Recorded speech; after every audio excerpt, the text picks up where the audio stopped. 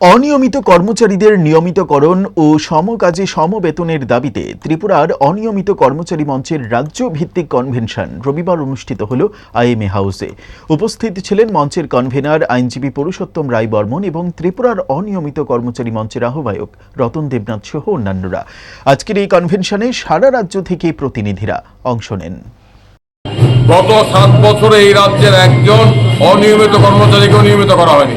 তার অনেকেই অবসরে গেছেন, কাঁদতে কাঁদতে গেছেন, চোখের জল ফেলতে ফেলতে অবসরে গেছে শূন্য হাতে।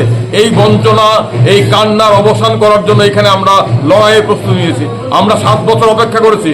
আমরা আশা করেছিলাম সরকার 30 জুলাই যে সার্কুলার বাতিল করেছে, আমরা আশা করেছিলাম সরকারের সুবুদ্ধির উদয় হবে, আবার সার্কুলার জারি করবে, 2007-এর স্কিম পুনরায় চালু করবে। কিন্তু সরকার 7 বছর এটা করলো না।